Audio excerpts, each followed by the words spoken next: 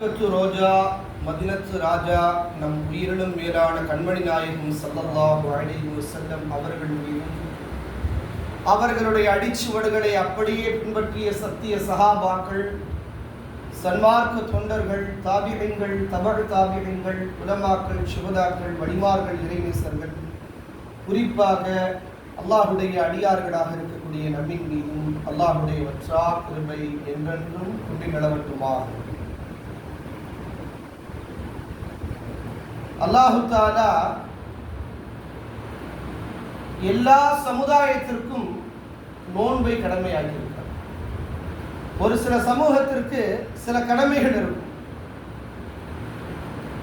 நபி ஆதம் அலைஹிஸ்ஸலாம் அவர்களுடைய சமூகம், நபி இப்ராஹிம் அலைஹிஸ்ஸலாம் அவருடைய சமூகம், ஷீத் அலைஹிஸ்ஸலாம் அவருடைய சமூகம், இப்படி 1,24,000 நபிமார்கள் இந்த உலகத்தில் வருகை தந்திருக்கிறார்கள். அந்த எல்லா நபிமார்களுக்கும் எல்லா சமுதாயத்தவர்களுக்கும் அல்லாஹ் கொடுத்த ஒரு கடமை என்ன அப்படின்னா நோன்பு மட்டும்தான். சில சமுதாயத்திற்கு அல்லாஹ் தஆலா தொழுகையினுடைய விஷயங்கள் குறைவாக இருந்தது, அதிகமாக இருந்தது. இன்னும் சொல்ல போனால் அல்லாஹ் குர்ஆனில் சொல்லும்போது குத்திப அலைக்கும் ஸியாமு கமா குத்திப அலல்லதீன மின் கபலிக்கும், உங்களுக்கு முன்னிருந்தவர்களுக்கு நோன்பு எப்படி கடமையாக்கப்பட்டதோ அதே போன்று உங்களுக்கும் கடமை. அப்போ நோன்பு ஆதம் அலைஹிஸ்ஸலாம் அவர்களுடைய சமூகத்திலிருந்து நம்முடைய சமூகம் வரை எல்லோருக்கும் நோன்பு கடமை. அல்லாஹ் கொடுத்திருக்கக்கூடிய ஒரு கிஃப்ட் என்னங்க, எல்லா சமுதாயத்தவர்களுக்கும் அல்லாஹ் இந்த நோன்பு ஒரு கிஃப்டாக கொடுத்தார். அல்லாமா இப்னு ஜௌசி அவர்கள் கூறுவார்கள், இந்த நோன்பு இருக்கிறது, இந்த நோம்பினுடைய ஒரு மாதம் இருக்கிறது, இந்த ஒரு மாதத்தினுடைய நோன்பை பற்றி சொல்லும் போது சொல்வார்கள், நபி யூசுப் அலைஹிஸ்ஸலாம் அவர்களுக்கு 11 சகோதரர்கள் இருந்தார்கள். எத்தனை சகோதரர்கள்? 11 சகோதரர்கள் இருந்தார்கள். அவர்கள் கொடுத்த துன்பங்கள், துயரங்கள், கவலைகள், கஷ்டங்கள், எல்லா விதமான விஷயத்தையும் அல்லாஹ் தஆலா விட்டுட்டான். கிட்டத்தட்ட ரொம்ப பெரிய முசீபத்துகள் அவர்களுக்கு வந்துகிட்டே இருந்துச்சு. யாருக்கு? நபி யூசுப் அலைஹிஸ்ஸலாம் அவர்கள். நபி யூசுப் அலைஹிஸ்ஸலாம் அவங்க எல்லா விதத்திலையும் சரியாக இருந்தார்கள். மற்றவர்களுக்கு எப்படி முன்மாதிரியாக இருக்க வேண்டுமோ அந்த முன்மாதிரியோடு நடந்து காட்டினார்கள். அதனால அந்த 11 நபர்களுடைய குறைகளும் தெரியல. நபி யூசுப் அலைஹிஸ்ஸலாம் அவர்களை அல்லாஹ் நிறைவாக ஆக்கியதனால் மற்ற நபர்களுடைய குறைகள் தெரியாமல் போனது போன்று இந்த 11 மாதங்கள் பாவங்கள், புரட்டுகள், புறங்கள் எல்லாவற்றையும் அல்லாஹ் தஆலா மறைச்சிட்டான். இந்த ஒரு மாசத்தில், இந்த ஒரு மாதத்தில் எப்படி நபி யூசுப் அலைஹிஸ்ஸலாம் அவர்கள் தனித்துவமாக தெரிந்தார்களோ அதே போன்று இந்த ஒரு மாதம் நமக்கு ஒரு தனித்துவமான ஒரு மாதம். அல்லாஹ் தஆலா அந்த தனித்துவமான மாதத்திற்காக நபிகள் நாயகம் ஸல்லல்லாஹு அலைஹி வஸல்லம் அவர்கள் 2 மாசத்துக்கு முன்னாடியிலிருந்து துஆ செய்வாங்க. அல்லாஹ் பாரிக் லனா ஃபி ரஜப வ ஷஅபான் வ பல்லிக்னா ரமலான். யா அல்லாஹ், ரஜபுடைய மாதத்திலும் ஷஅபானுடைய மாதத்திலும் எங்களுக்கு பரக்கத் செஞ்சிரு. அந்த பரக்கத் எப்படிப்பட்ட பரக்கத் என்பதை தஃசீர்கள் விளக்கும் போது ஆரோக்கியமான பரக்கத்தாக, வல்லிதுனா ரமலான், ரமலானை அடையும் போது எப்படி இருக்கணும்? ஆரோக்கியத்தோடு இருக்கணும். ஆரோக்கியத்தோடு இருக்கும்போது தான் ரமலானை நிறைவேற்ற முடியும். அதனால தான் ரசூல் ஸல்லல்லாஹு அலைஹி வஸல்லம் 2 மாசத்துக்கு முன்னாடியில இருந்து இந்த நோன்பு என்ன பண்ணுவாங்க? வரவேற்றுக்கிட்டே இருப்பாங்க.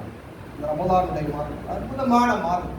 அற்புதமான மாதத்தில் தான் என்ன இறங்கியது? குர்ஆன் இறங்கியது. குர்ஆன் இறக்கப்பட்ட மாதம். நிறைய இந்த மாதத்திற்கு நிறைய பெயர்கள் இருக்கு. குர்ஆன் இறக்கப்பட்ட மாதம், ஷஹ்ரு சதகா, சதகாவுடைய மாதம், பல பெயர்கள் இருக்கு. கிட்டத்தட்ட இந்த மாதத்திற்கு மட்டும் 33 பெயர்கள் இருப்பதாக வரலாற்றினுடைய ஆசிரியர்கள் பதிவு செய்கிறார்கள். அதுல ஒரு பேர் ரமலான், குர்ஆன் இறங்கிய மாதம். என்னங்க? ரமலான், குர்ஆன் இறங்கிய மாதம். அதுல முதல் சூரா என்ன சூறாங்க? சூரத்துல் பக்ரா. அல்லாஹ் தஆலா மாடு அப்படின்னு சொல்லிட்டு என்ன பண்றான்? ஒரு கிட்டத்தட்ட பார்த்தீங்கன்னு சொன்னா 286 வசனங்கள். இன்னைக்கு சூரத்துல் பக்ராவுடைய சிறப்பை பற்றி பார்க்கலாம் இன்ஷா அல்லாஹ். எந்த அளவுக்கு சொன்னா பெருமானார் ஸல்லல்லாஹு அலைஹி வஸல்லம் அவர்கள் சொல்கிறார்கள், இந்த உலகத்தில் இருக்கக்கூடிய எல்லாவற்றையும் விட, வானம் பூமி எல்லாவற்றையும் விட இந்த சூரத்துல் பக்ராவுடைய விஷயங்கள் இருக்கிறது. இதனுடைய இந்த விஷயங்கள் இந்த உலகத்தில் இருக்கக்கூடிய எந்த விஷயத்திற்கும் தகுதியாவாது. அவ்வளவு அதிகமான விஷயங்கள் இந்த 286 வசனங்கள்ல இருக்கிறது என்பதாக நபிகள் நாயகம் ஸல்லல்லாஹு அலைஹி வஸல்லம் சொல்றாங்க.